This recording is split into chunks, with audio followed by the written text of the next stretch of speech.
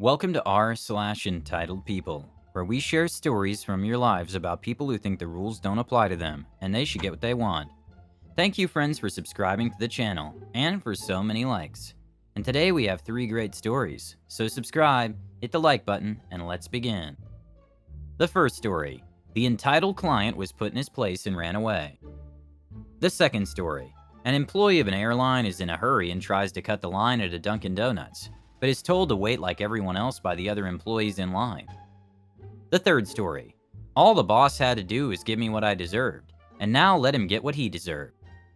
The first story is: entitled man learns a life lesson to never mess with truckers or their friends. So for context, I work for a local tow truck company as the manager, and the roads outside our city up the hills are famous for being tricky and full of deadly turns to drive on.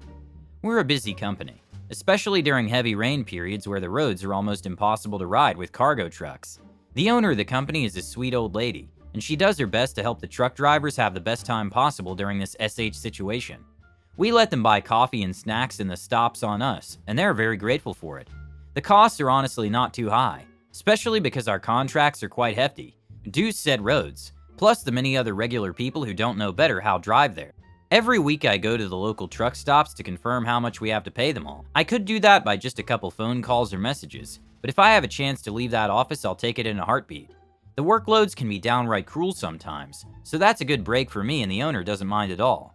I'm known there to be the person who pays for the truckers' coffee and food, and while I always tell them that's the company's paying for it, they're very grateful anyway. Plus, we treat them with dignity and respect they deserve, so that's another big plus.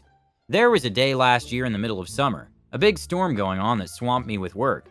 I had to help our 22 drivers to locate and retrieve people's car, constantly receiving calls for help, so much so that dread noise still hammers my head to this day. I had an assistant, but even so, it was way too much for only 2 people to handle. We spent from 5 a.m. to 5 a.m. breaking our backs and minds that day.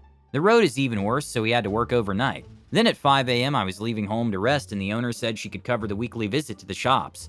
I thanked her but told not to care about one stop in particular because it was on my way home. Our office is located some miles off our city. Once I arrive in my regular stop to get a most earned mountain of food and so much coffee it could thicken my blood, I was met by all the regulars, talked with everyone about the crazy storm and chit-chatting, while my order was being done. It arrived and I was feasting on it. Then I hear a loud man yelling something along the lines of, "What do you mean you can't help me? This is your job," to the cashier. I look back and tell to myself, what a crazy bee. It was Roger, fake name. He keeps screaming with the cashier about something with the tires of his car, so I block the noise in my mind to finally eat my sustenance to eat for an entire family. Then I hear a sharp and annoyed, "Hey you," coming from behind me. I thought I was in the way of someone to catch one of the condiments close to me, so I say my bad, push the basket with them aside and keep eating. Then I hear a loud stomp and someone, Roger, pulling me by my shoulder yelling at me, "Fire that awful employee immediately." I was still using my officer badge and clothes, so it's understandable Roger confused me with the manager, but I was just about over one of the most stressful days of my life, and eating is sacred for me, so I simply released from his grip, turning back to my food saying, "Go F yourself."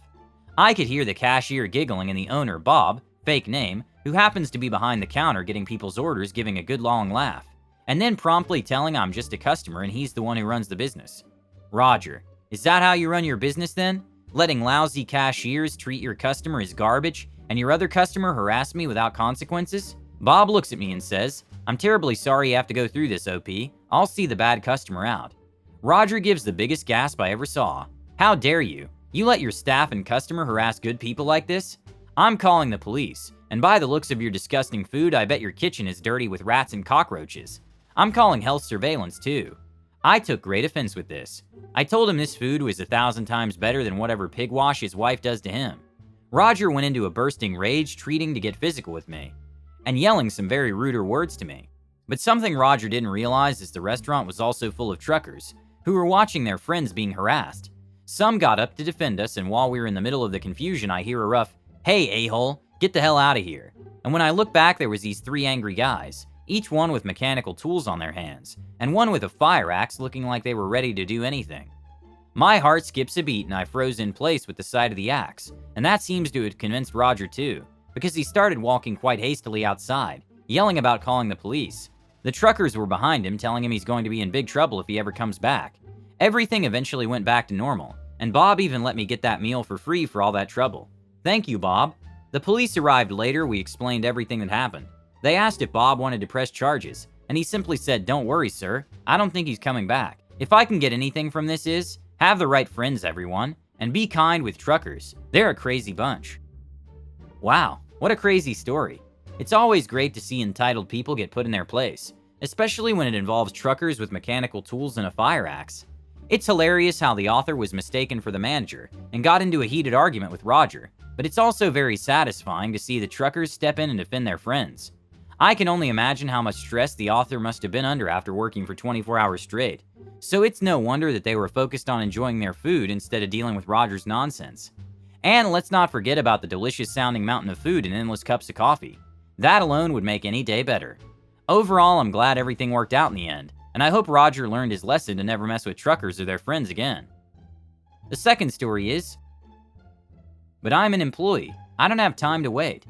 So this happened 13 years ago when I had a part-time job working as an operations agent for a regional carrier that was owned by one of the major US carriers. I won't say which. I took this job after being denied a full-time position at the other airport company I was working for. The work was interesting. Basically, we would set up the day's plans for our station's flights, coordinate baggage and catering, and collect the data needed to perform weight and balance of our planes. This helps the flight crew trim the aircraft for the safest and most efficient flight characteristics. No BS, there were times when I would radio out to a plane to ask them to burn more fuel while taxiing. Something like 500 pounds was allocated for this, to bring the aircraft under its maximum takeoff weight, MTOW, or ask the crew to move someone from the back of the plane to the front to bring the plane into balance. Such is the life in ops. The discount on tickets was nice though. So on to the story. While I was undergoing my training for the job, my shift started at 4 a.m. If you've ever worked the early shift at an airport, you know this means waking up around 2 to 2:30 a.m., driving into employee parking, and taking the crew bus to the airport, hoping that there are no obstacles along the way, like a railroad crossing with slow-moving freight trains. Bottom line, the airport runs on coffee, and lots of it. I got to work that day and getting there slightly early, decided I would get a coffee. The line at Dunkin' was long, and there were only 2 people working. I got in line behind a pilot, who was behind a flight attendant, who was behind another employee. Basically, there were only employees in the line. The line is moving but slowly. I'm debating whether to go sneak a coffee from the break room urn, used to restock the flights. Our regional jets didn't have coffee makers, since the flights were so short. When I see a wheelchair attendant standing at the order pickup, a quick word on wheelchair attendants. While some airlines still have their own special services staff that handle passengers needing assistance, think wheelchair needs, unaccompanied minors, translators, etc., most airlines have this service contracted out to save money. The dominant contractor at this airport also handled things like passenger ID checks, aircraft door security, and skycap services. With the exception of the ID checkers and other security roles, many of the contractors could accept tips, and thus would try to maximize the number of passengers they assisted in an attempt to get more tips. As a result, they were always racing to finish one job before the next, and were often very rude to airline staff, since they were subject to things like delays in boarding or disembarking, as this cut into their tip opportunities. At another airline, we had one of these attendants kick a passenger waiting for our flight out of the wheelchair so they could go work a different flight. The contractor never returned, and the passenger spoke no English, so we were combing the concourse looking for them when they didn't board. Anyway, the stage is now set. I didn't recall seeing the attendant in line, and they were distinctive red vests so they can be spotted easier. So at least someone in the line would have seen them had they been there. But as it turned out, they hadn't been there. The attendant started waving to the cashier assisting another customer.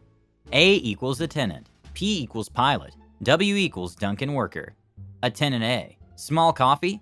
The cashier either ignored them or didn't hear them, because they continued assisting the customer. The attendant didn't like this. A louder than before, small coffee?